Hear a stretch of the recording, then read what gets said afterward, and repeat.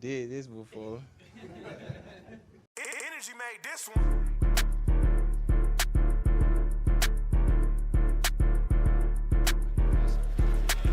On third down, deep drop, Goff taking a shot downfield for Williams, who's open. Jameson's got it to the end zone. Touchdown, Detroit. Jameson off in time, and Stafford throwing in. Thrown, it's intercepted by Kirby Joseph. Stafford throws his first interception against the Lions in 3 games, and a rare red zone turnover. First and goal for the one. It is Montgomery. It is a Detroit Lion overtime win.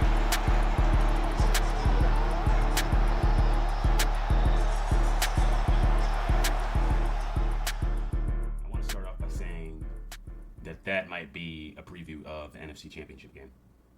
Of course, I'm talking about the Los Angeles Rams versus the Detroit Lions last night. Lions come on top 26-20 in their home opener against LA, an NFC, I think, wild card rematch from last season.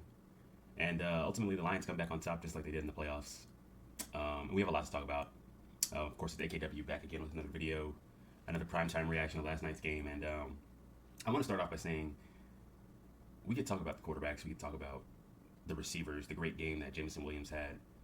We could talk about how dominant the Lions' run game was with David Montgomery and Jahmyr Gibbs. We could talk about how Matthew Stafford, he's a very good quarterback, and Jared Goff is also a very good quarterback. We could talk about Cooper Kupp's resurgence. We could talk about the Puka Nacua injury and how that might impact this team, the Rams, going forward. But I want to start off by saying Dan Campbell is probably one of the best coaches in the NFL. And I can say that because, I've grown up watching the Lions, and for a majority of my life, they've been, a pathetic franchise, a team that has had, the occasional, 9, 10, 11 plus win season. But ultimately, the Lions are where teams like the Browns, teams like the Jaguars, teams like the Texans have been for most of their, existence in my lifetime. Just mediocre. The fan base is miserable.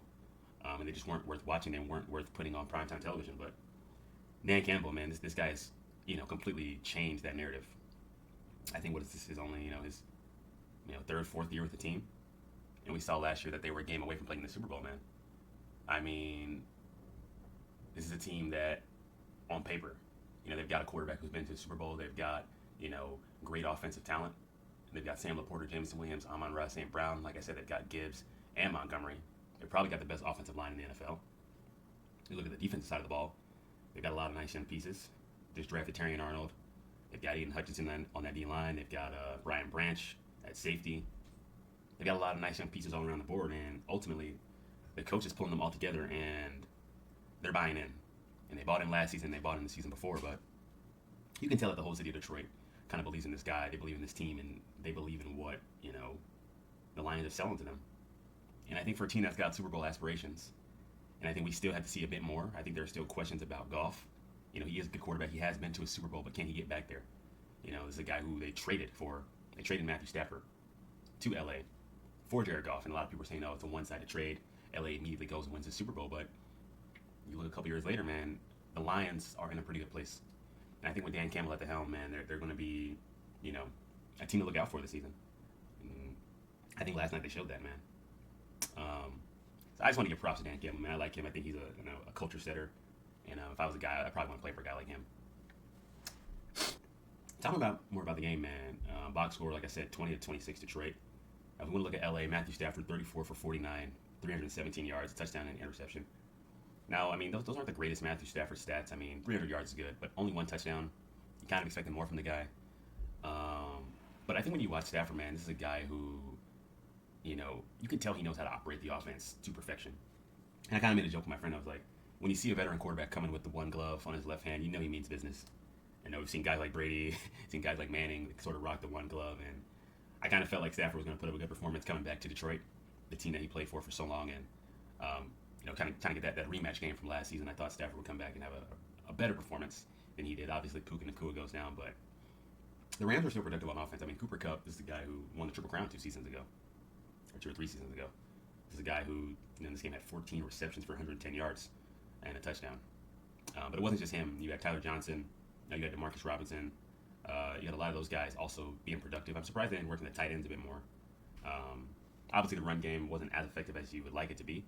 But that's probably props to Detroit's defensive line, man. I mean, Kyron Williams wasn't really getting you know, I would say a lot of room to run. And I don't know if it's the offense or, just how Detroit played LA. I think, LA was running a lot of pistol run formations. And I think pistol, I mean, you can do some things out of it, but I like to just have my guy under center. And if, my running back is going to get the ball, I want him to, I don't know. I'm not really a fan of pistol as much as LA used it last night.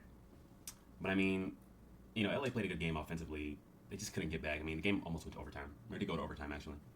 And, before it goes to overtime, you can kind of see the momentum sort of switch. I mean, Detroit's up 13-10 and a half, and then LA's, clawing their way back. They tie it in that, fourth quarter to get it to 20 apiece.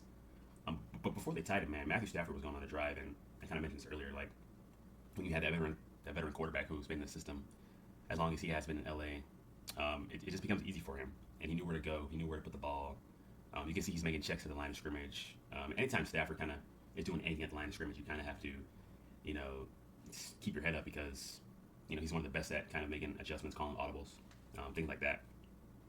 And I was pretty happy with what the LA defense did as well. I think this was like I said, this could be an NFC Championship preview, and I think the LA defense, even though they lost Aaron Donald, I think they still have a lot of nice young pieces. I mean, Jared Verse looked like, he's going to be the future of that D-line. I think he had the sack or a quarterback hit or something. But, Verse looked good. Kobe Young looked good. But I think just credit to the Lions for being able to do what they wanted to do. Whether it was passing, getting J-Mo the ball, or just running the ball in that kind of last fourth quarter overtime period with David Montgomery just pounding the rock consistently. And I think when you look at that box score, I mean, Stafford threw the ball almost 50 times compared to Goff, who threw it 28 times. And it's not to say that Goff, they don't trust him or anything like that. I mean, but just how do you want to win the game? Do you want to have your quarterback throw it 40, 50 times, or do you want to be more balanced like Detroit was? And I think Dan Campbell kind of, he kept it balanced.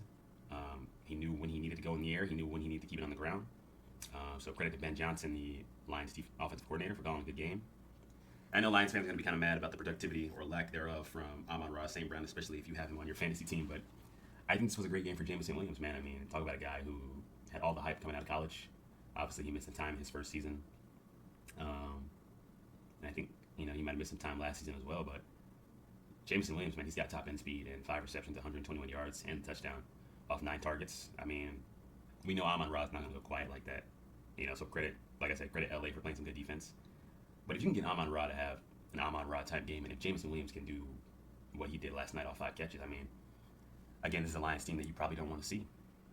And I think if their defense can continue to grow and gel together, and their offense can keep, getting better and better and better, and if Goff can just, if Goff can play like we all believe he can, and I think Goff is a 30 touchdown, sub 10 interception guy, Detroit might be playing in this stadium, come January against Philadelphia, against Dallas, against San Francisco in the NFC title game, and I think it's going to be special to watch. I think they've got a lot of potential, and I think it's a great time to be a Lions fan, and I think we'll be covering this team a lot more often, man.